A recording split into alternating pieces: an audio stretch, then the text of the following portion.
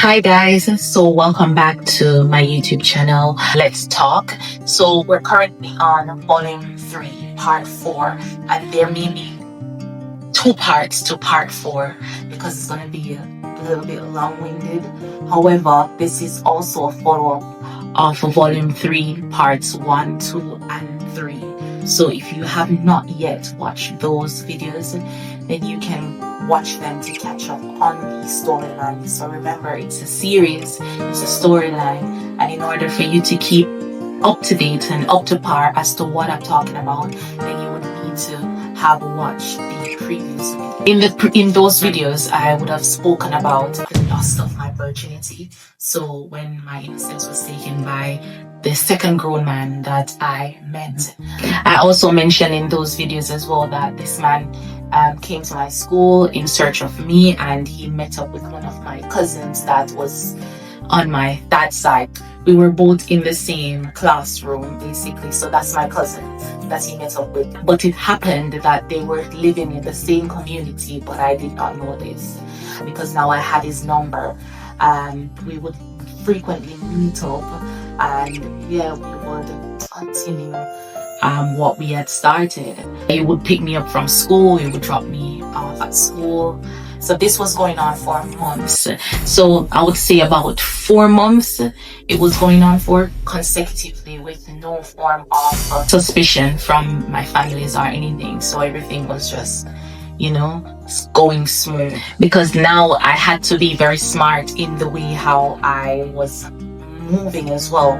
Because again, everything had died down and I didn't want to inflame anything anymore. My family was starting to trust me a little bit because there was nothing that was going on. Of course, I know what I was doing, but I had to be smart with it not to bring up any alarm. Of course, I am not being boastful about it. I am not, but I have to explain it to you so you can understand how I was able to get away with it for so much months. Of course, I was acting innocent in front of my families to make it seem as if I was not doing anything outside of the norm, right? And then just to keep them in my good books as well, for them to keep me in their good books too, right? So it's a win-win situation for us as it relates to my family. Yeah, that's all. Even the man himself was very, very much cautious. He operated in a cautious way because he didn't want to bring up our cause any confusion or any contention, because of course he knew that I was a minor and he did not want to put himself in a position where he got caught, and then of course imprisonment would have occurred.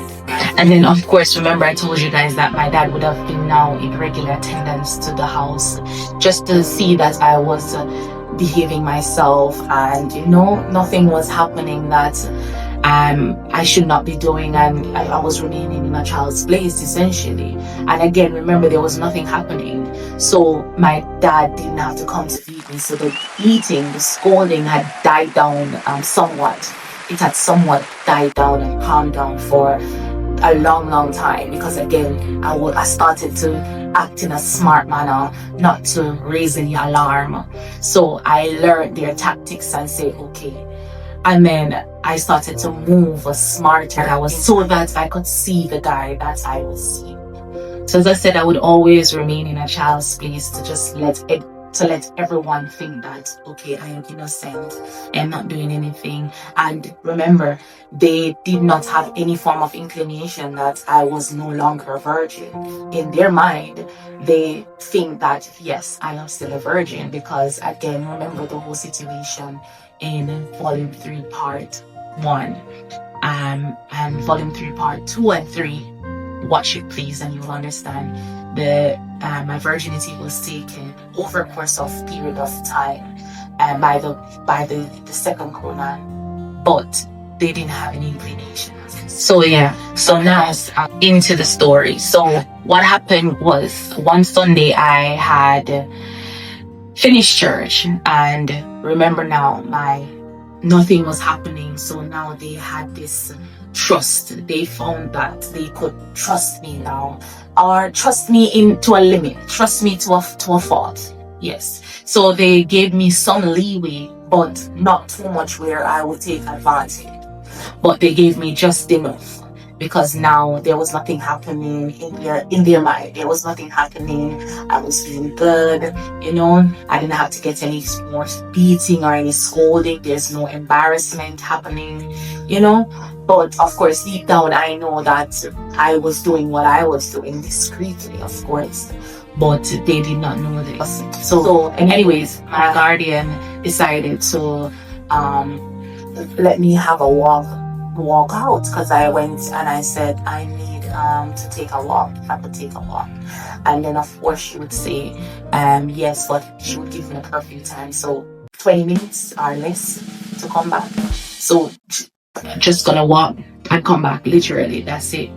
And I was like, okay. Mind you, I would have already made provisions to meet up with the guy, and even though we usually would meet up at school, after school or during school, you know, so it doesn't raise any alarm to anyone.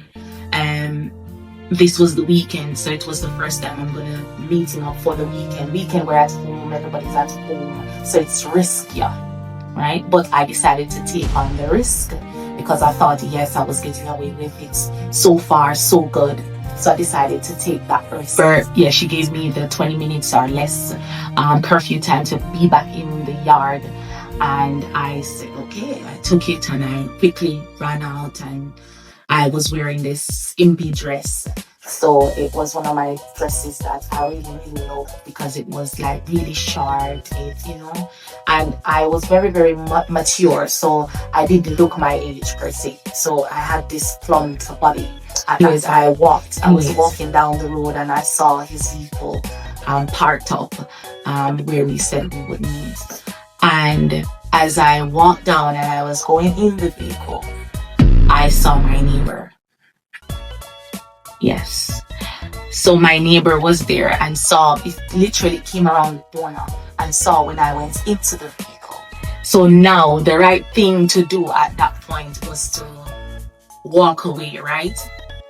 That would be the ideal thing to do, to come back out of the vehicle and go back home, right? No.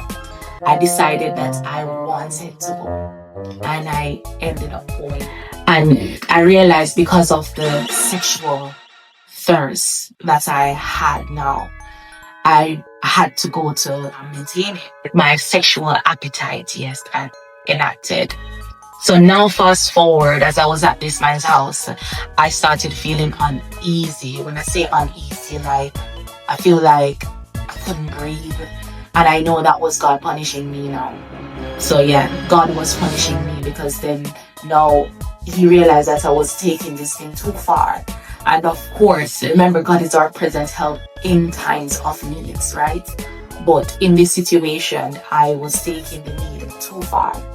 So he wanted me to slow down. And I know that that's why this thing that happened the way it happened. So I'll get into one things that I was doing was unacceptable for my age, right? I instantly knew my neighbor had already gone and reported to my aunt and my families, and also his family, because they would have lived in the community square. So they're at the forefront of everything, right? So he would have gone to tell his family. So remember, when my dad would usually come to scold me, the entire community would crowd up like it's a movie or a show or like a concert going on, and they would crowd up.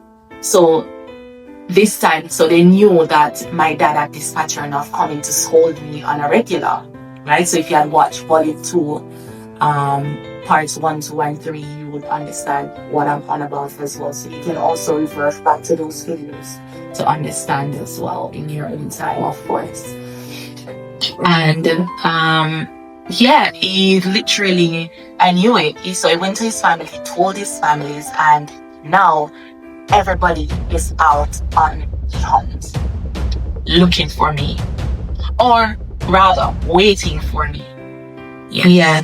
So as I arrived now in the same area that the guy would now have picked me up, and he was trying to let me out right at that area, which was okay. But then there was something that was not right. Something just seemed too off.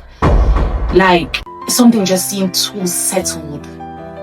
Then, as he slowed down, I literally saw one of my cousins or one of the neighbors or someone looking around, like they're hiding and peeking around one of the building posts, right? And then I was like, no, don't stop. So then he got frightened and startled and like literally sped up. So he sped up the car and he started driving. Now I'm looking through the rear view mirror, and as I'm looking through the rear view mirror, I saw everyone now running literally behind the vehicle, and then he sped up even faster so that he could turn up a hill. So this hill was called Alberna Heights. Mind you, before we went on this hill, they wouldn't have known who was in the vehicle. Reason being, the car was the car was heavily tinted.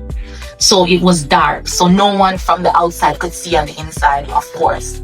So, but the neighbor would have already spotted the vehicle, know what color it was, and known the license plate, right? You know, and then of course, when the vehicle slowed down, they would have already realized that yes, that is the car that she's in.